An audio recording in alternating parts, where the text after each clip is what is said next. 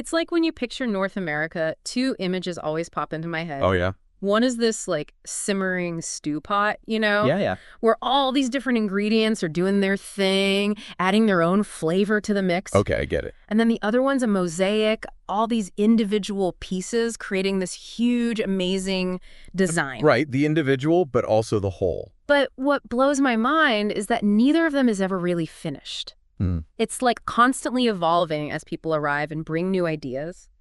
And speaking of new ideas, you send over some super interesting material. I did. It really dives deep into this whole dynamic, especially on how we can connect in a meaningful way within, well, this incredibly diverse landscape we're talking about. Oh, yeah, that. The stuff you gave me, excerpts from 0-3x5 Strategies for Ethnic Ministries. Yeah. They offer a deep dive, I think you'd call it, into ethnicity in North America. Oh, absolutely. And it brings up these, like, super important things to think about if anyone's trying to build bridges and really connect with all these different groups, you know? Right, because when we say diversity, we're not talking about something vague, right? No, not at all. The document starts by getting really specific. No. It paints a clear picture of just how many different groups we're dealing with. Oh, yeah, it emphasizes that North America is a collection, like a huge collection of different people groups. Right. And they list a bunch. They do. From Native Americans, obviously. Uh-huh. And then European heritages like Swedes, Germans, Italians, Poles, the whole deal. Yeah. Then, of course, you got the Hispanic communities, so vibrant. Yes. Cubans, Mexicans, Argentines, and they even mention Chinese and Nigerian populations, and obviously the Irish, too. It's a global mix. Really underscores, I think, the global nature of North American society, yeah. And it's not just about who's here, though. It's about what each group brings to the table. Like, each one is weaving in these bright threads, creating, as the document calls it, the North American tapestry. It's beautiful. Right. Think about the richness, all the different languages spoken, the incredible variety of food. Oh, the food. It's amazing. The music and art, so inspiring. Yeah, yeah. And even things like different styles of dress, architecture, how we decorate our homes, the traditions of our holidays. All unique, all mixed together. It all gets woven into this fabric of North American life. Really fascinating. Now, here's where it gets super interesting for me, this whole stew pot versus melting pot thing. It's key to understanding how cultural identity works here. Yeah, it's crucial, that distinction. The melting pot, it suggests everyone just blends together, loses those unique characteristics, you know? Everything becomes the same. Right, but the document leans way more towards the stew pot analogy. I like that one better. Where each ingredient, each ethnic identity, it keeps its own flavor, its essence, you know? Types as individuality. It's about holding on to that while still contributing to the overall richness of the stew. So, to put it simply for anyone listening, being North American doesn't mean you have to ditch your ethnic heritage. You can totally hold on to those traditions, that identity, and still be a huge part of this broader North American community. Exactly. It's about embracing both. 100%. And that takes us right to another important point. We can't think of North Americans as just this one big group. Right. It's so obvious when you list out all these different people groups, like, duh!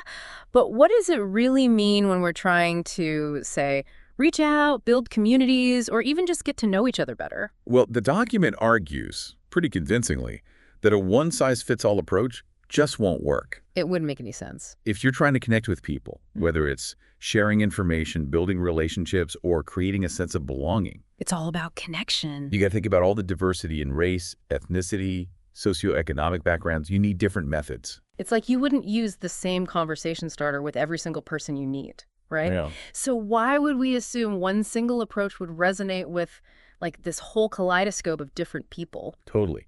The document suggests, and I think it makes sense, that by embracing diverse methodologies, we'll be way more successful. In reaching all these people. In connecting with the huge range of people who call North America home. Exactly. Now, the document also gets into the theological reasons behind focusing on ethnic ministry. Right, the deeper why. It's not just about practical strategies, right? It comes from this deeper understanding of faith. Oh, absolutely. What's the foundation? It starts by saying, look, the need for a relationship with Jesus Christ is the same for everyone, no matter their ethnicity. But then it goes bigger. It emphasizes God's plan for everyone, you know? Yeah, the big picture. Pointing to that verse in Matthew 28, make disciples of all the nations. Right, a great commission. And the word they use there in the original Greek is ethne, which often refers to distinct people groups. Ah, So it specific. really emphasizes this idea of reaching across cultural boundaries. Including all the ethnicities in North America. Exactly, right here at home. So it's not about treating ethnic groups as separate in their need for connection, but it's more like all nations also means all the different ethnicities in our own society. Yeah, that's it, a much broader view. I like it. And the document outlines a bunch of theological principles that support this idea. Right. Yeah, a whole bunch. So break it down for us. Okay, first, it highlights the dignity of all humanity, that we're all created in God's image. Right. And to really understand our value, our potential, it requires knowing God. That's all connected. It is. And here's a key point. The core message doesn't say one culture is better than another. Right. No hierarchy. It's about truth and righteousness, not just cultural norms. It's a powerful argument against any feeling of cultural superiority. Oh, yeah, totally. Second, it talks about the reality of sin, how the fall affected everyone, creating this separation. Right. It's universal. And they bring up the Tower of Babel, how humanity tried to reach God on their own terms. And God's response, well, he diversified language, It affected how we communicate. a key element of culture. So sin is universal. It touches every culture. No one's exempt. So no culture is closer or further from needing, let's say, redemption? Exactly. We're all in the same boat in that sense. Gotcha. What's a third principle? Third, it says the core message, the gospel itself, has the power to bring redemption to any cultural context. Hmm. This transformative power is seen in communities of believers everywhere. It's about transformation within, not in spite of culture. Exactly. That's it. That's deep. And fourth, they point to the belief that God's already present in all cultures, in various ways. He's everywhere. God makes himself known, judges sin, but also offers a way back. There's this underlying belief that the Holy Spirit is actively preparing people to be receptive to the message, no matter their background. It's like the groundwork is being laid even before any outreach happens. Yeah, that's the idea. That's fascinating. So switching gears a bit, the document emphasizes how important it is to keep learning about ethnic America. Right, because as we talked about, it's not a static picture. It's constantly changing, especially with immigration and these natural processes of assimilation. Right, always evolving. So we need to be continuous learners. Especially when it comes to understanding how assimilation works. And this cultural understanding, it's crucial for tailoring any kind of outreach, whether it's sharing a message, offering support, or building new communities. Yeah, makes sense. The document mentions all these different terms used when talking about this type of work among ethnic groups. Oh yeah, there's a whole vocabulary that's grown around it. Can we break down some of those terms? Sure. You'll see words like ethnic, language, cultural, heritage group, even ethnocultural. They all point to this idea of reaching specific ethnic identities within a larger context. And it makes a point that grouping people by ethnic heritage, it's not always something forced on them. Right. It can be how they identify themselves. Yeah, it could be a really strong form of self-identification. So how do we define ethnicity then? Think of it like this. It includes shared language, customs, those shared worldviews, beliefs, and national origins. The things that bind a group together. Right. It's the patterns of behavior of a group in relation to, say, a larger or more dominant culture. Sociologically speaking, everyone's part of some ethnic group. Or a mix of them. Or a combination, exactly. And language plays a central role around. Huge role. It's key for identifying heritage and, of course, crucial for communicating anything meaningful, especially when it comes to faith. It's about connecting on a deeper level. Totally. And while it's important to note, not everyone from an ethnic group is monolingual. Lots of people speak multiple languages. Many are multilingual, and for some, English is their primary language. But But the document really emphasizes the importance of the heart language. what's that? It's the language that goes deepest for a person, connected to their earliest memories, deepest emotions, their sense of self. Like their soul language. You could say that. Communicating in this language creates a much stronger connection, especially for matters of faith. I can imagine. Have you ever heard someone speak with deep emotion in their native language? Oh, yeah. Even if you don't understand the words, you can feel the impact. Oh, That's the power they're talking about. Exactly. So let's get into assimilation. We already touched on how the melting pot idea isn't quite right. Right. It's too simplistic. So how does the document describe the actual process? It presents it as a two-way street, a dynamic process. It's not just an ethnic person absorbing the dominant North American culture. It's not one-sided. No, the dominant culture also picks up elements from the cultures of origin. It's give and take. Exactly. Like, think about the influence of food from different ethnicity. Oh, food is such a good example. The document mentions Mexican food in Texas. It's everywhere. It's totally woven into the culinary scene there. You can't escape it, which is good. Right. And even though it's not North America, they mention Indonesian food in the Netherlands too. Right, right. Shows how this cultural exchange enriches the dominant culture. It adds new dimensions. It does. So it's not just absorption, it's mutual exchange and adaptation. That's a much better way to put it. Okay. Now, the document raises some issues with trying to, like, box assimilation into stages. Yeah, those rigid categories. It feels too forced, like it doesn't reflect reality. It doesn't. It makes it seem like people have to reject their ethnic culture Yeah. to fit in, like they're moving along some assimilation corridor. Walking a straight line. Yeah, and it doesn't account for the complexity of identity within ethnic groups, especially with mixed heritage families growing. It's much more fluid than that. So much more fluid. It's not about fitting into neat little boxes. Right. So instead of these stages, they suggest what they call a cultural continuum model. Yeah, imagine a sliding scale. Okay, I'm picturing it. On one end, you have a very strong expression of heritage, and on the other, a more mainstream North American way of life.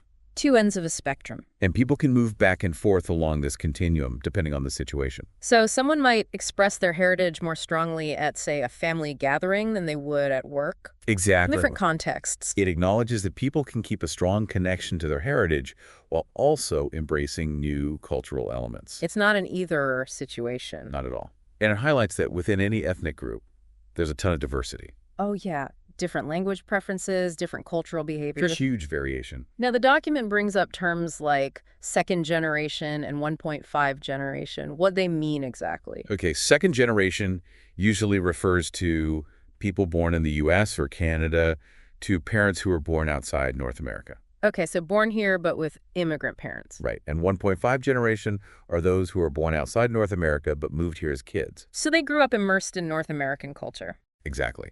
They often end up blending their heritage culture with your adopted culture. It's a unique experience. And what about ethnic American versus American ethnic?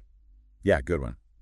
Ethnic American usually refers to someone born outside North America, Okay, while American ethnic describes someone born within the U.S. or Canada. got it. But there's a but, right? There's always a but. The document stresses that self-identity is really important here. How someone sees themselves. Exactly. The stronger their connection to American culture, the more likely they'll identify as American ethnic, even if they were born elsewhere. It shows how fluid identity can be. Especially for people with multiple cultural influences. So you can't just rely on broad ethnic labels to understand a community. And nope, you need to dig deeper. And that's where gathering demographic data is super important. Tell me more about that. The document talks about how different ethnic groups tend to concentrate in certain areas. Like broad trends. You know, like larger Asian populations on the West Coast, Hispanic populations along the southwest border. But it's quick to point out those are very general. Not a perfect picture. Not at all. It emphasizes getting local data for the specific area where you're trying to connect. Local details. Exactly.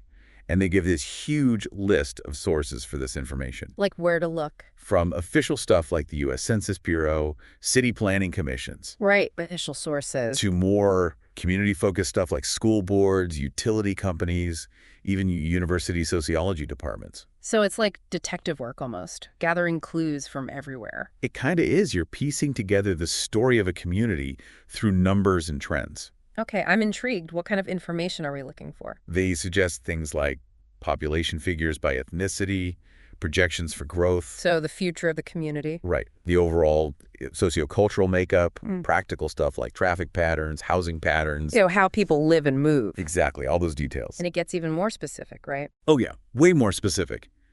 Age distribution within different ethnic groups, languages spoken, birth rates, countries of origin. Wow. How concentrated different groups are in certain neighborhoods, socioeconomic levels, education, employment, income. It's very detailed. Even things like urban versus rural, the main religious backgrounds. So much to consider. The more detailed the info, the better your understanding of the group you're trying to connect with. Makes sense. And the document stresses that Having this data will shape your strategies, how you approach your outreach and engagement. Totally. You got to know your audience. Right. But demographics only tell you so much, right? It's numbers, but not the whole picture. You got it. It gives you the quantitative data, but understanding a culture, that's deeper. It's about the qualitative. Exactly.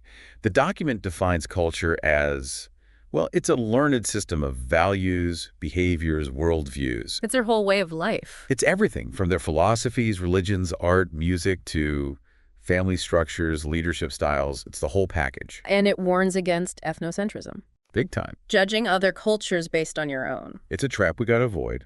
The document emphasizes that cultures are just different, not better or worse. Just different. Right. So how do we go beyond the numbers, beyond the demographics, to get that deeper understanding? The document suggests studying ethnic cultures, through things like ethnographies, reliable sources. Research, basically. It helps you identify those core values, the important behaviors for specific groups. The heart of the culture. And that knowledge, it's gold for building bridges, establishing relationships, communicating effectively. It's about respect. Absolutely. And they stress that accuracy in describing cultural elements. It's super important for good outreach. Now, the document dives into these missiological issues that come up when we're talking about building communities within ethnic populations. Yeah, this is where the theory meets the practice. Exactly. It acknowledges that ethnic communities have been established in North America for a long time, but effective missiological principles maybe haven't always been applied consistently. Right, there's always room for improvement. And the document highlights a bunch of issues to consider. Pretty important stuff. The first one they mention is the homogeneous unit principle. It comes up a lot in discussions about mission work. Yeah, a classic. How does it relate to ethnic ministry specifically? Well, it basically says people are more likely to connect with and embrace new ideas when they're around others who are similar to them culturally. Birds of a feather. Kind of like that. Yeah. And the document says, yeah, this principle seems relevant when you're focusing on specific ethnic populations. Makes sense on the surface. But then it points out that some ethnic individuals feel uneasy about it. Interesting. Like they worry it might limit their opportunities to connect outside their own cultural group. Limit their growth. Exactly. They value their unique culture, but also want to connect with people from different backgrounds. Yeah, have those broader connections. Right. It's not about isolation. So while it can be useful, the homogeneous unit principle needs to be used carefully. With sensitivity and awareness. You got it. Then they move on to multiculturalism, contrasting it with that melting pot idea again. It's about keeping those distinct identities, like in the stew pot analogy. Right, and it applies this to how we build communities. Yeah. It says just having people from different ethnicities or races in a group doesn't automatically make it multicultural. It's deeper than that. Much deeper. So what does a truly multicultural community look like then? They suggest looking for things like diverse leadership that reflects the makeup of the community. Leaders from different backgrounds? Yeah. And the ways the community gathers, their worship, teaching, even the format of meetings. How they function as a group? It should incorporate elements from all the cultures present, not just one. A real blend. Right. And you'd see an appreciation for different leadership styles, different approaches to how things are run. It's about integration, not just representation. Exactly. And they frame multiculturalism not just as a nice goal, but as a crucial aspect of outreach and development. They even suggest it could be implemented at a higher level, like within organizations, to help create diverse communities that meet everyone's needs while still promoting connection and collaboration. It's a powerful vision. Another key issue they bring up is the Indigenous issue. What's that about? Well, it's about leadership. They emphasize that the goal is to have leadership within an ethnic community come from within that community itself. From their own ranks. Right. It's about empowering the community to lead itself. And while this is the ideal, they acknowledge it often requires a lot of effort, creating good leadership training programs specifically designed for people from these communities. It's about giving them the tools to succeed. Exactly. And they make a point that judging whether a ministry or a community is truly Indigenous, it requires an internal perspective. An emic perspective, they call it. Emic, not etic. Emic means looking at it from the inside, understanding the culture from within. As opposed to an etic viewpoint, which is more external. Exactly. The standards for what makes good leadership, what makes something authentic, they need to be defined by the people within that culture, not imposed from outside. It's about respecting their autonomy. Totally. It makes sense, right? You can't really define indigenous for someone else. Right. And this leads to the idea of contextualization, how people working with ethnic communities who might not be from that culture themselves can address these indigenous concerns effectively. It's about understanding the context. So if you're trying to share a message in a culture that values community over individualism, maybe you focus on how that message strengthens community rather than individual aspects. You adapt to their worldview. Exactly. You meet them where they are. The document emphasizes that collaboration with leaders from within the community is crucial. Working together. The goal is to allow for the fullest expression of Christianity within that culture, with ethnic leaders making the decisions. It's about partnership, not control. Exactly. And then there's the whole idea of sponsorship or partnership, where a more established group provides resources and support to a newer one. Helping them get on their feet. And historically, it's often been Euro-American or Anglo churches sponsoring ethnic congregations. Providing that initial boost. Right. But while this model has been helpful, it's also had its challenges, like potential for paternalism. Explain that a bit. Paternalism is when the sponsoring group, even with good intentions, ends up limiting the autonomy and leadership development of the other group. It's like being overly controlling. Yeah, and the document warns against this, as it can really hinder the growth of indigenous leadership and self-reliance.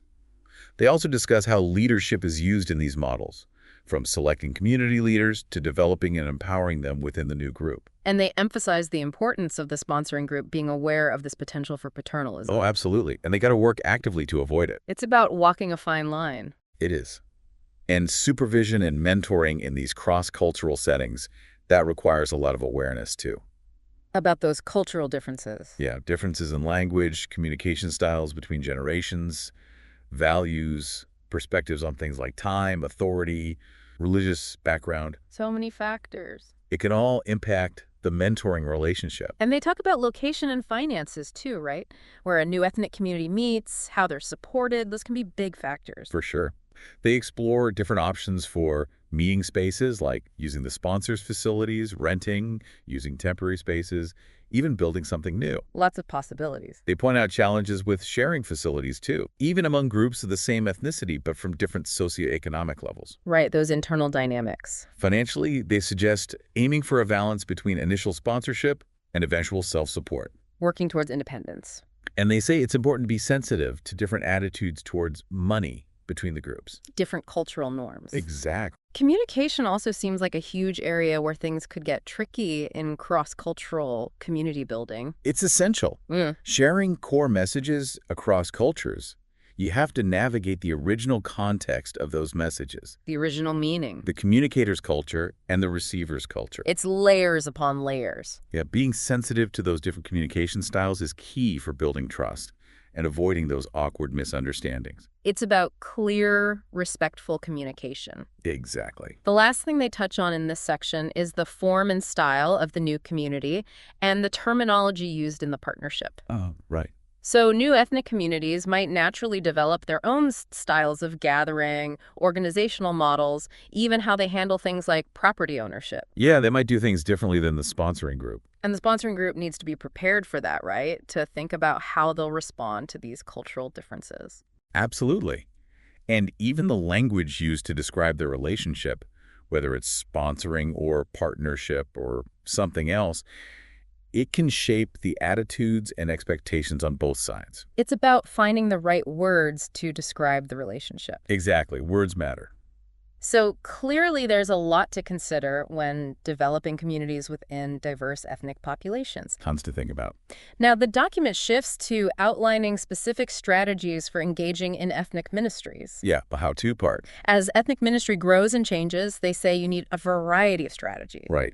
Different approaches for different situations. And these strategies focus on community development, connecting with broader networks, nurturing leadership within ethnic communities. It's a multifaceted approach. They lay out this ethnic community planting strategy guide.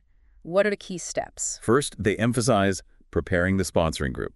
Getting them ready. Yeah, making sure they have a dedicated team, trained individuals who can do things like community surveys, outreach. So equipped to handle the task. Right, and having the necessary resources, both financial and material. The practical stuff. And it's about cultivating that real commitment to this work within the existing community. Building support from within. Exactly. Then they talk about selecting the area for the new community. So where to focus their efforts. Right.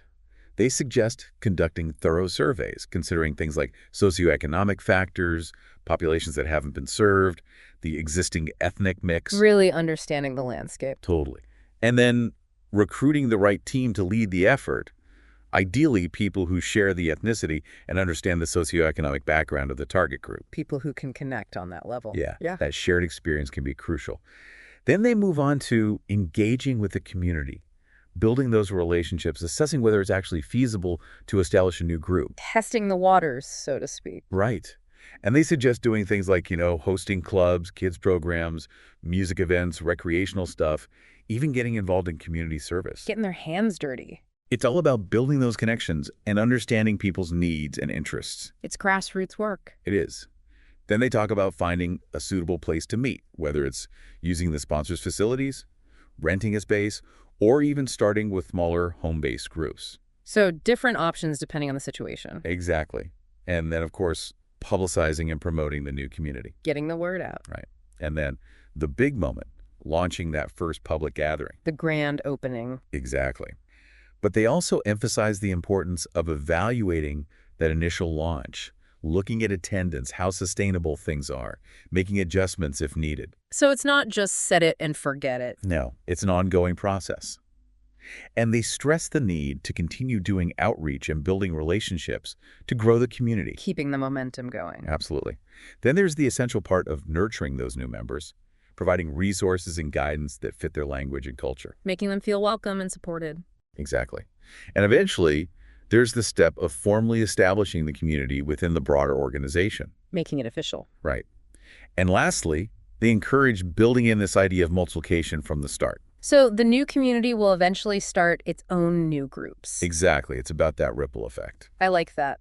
The document also provides strategies for the development and growth of already established ethnic communities, focusing on moving towards self-sufficiency. Right. Independence in terms of support, governance, and being able to reproduce. Standing on their own feet. Yeah.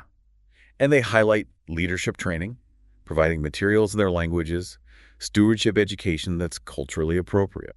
Giving them the tools they need to thrive. Exactly. And there's a specific strategy for ethnic leadership development, recognizing how important it is to identify, equip, and empower leaders from within these communities. It's all about finding and nurturing that potential. And they acknowledge that people with good cross-cultural skills from other backgrounds can also play a valuable role. Especially when there's a lack of Indigenous leaders available. Stepping in to fill the gaps. All right. Then there's the ethnic connectedness strategy, emphasizing how important it is for ethnic leaders and communities to stay connected both with the broader organization and their own ethnic networks. Maintaining those ties. It talks about how language barriers and different meeting times can make full participation difficult. Real practical challenges. And they suggest things like offering translation services and adjusting schedules. Making it easier to connect. They highlight how important ethnic networks are as support systems. Those networks provide a sense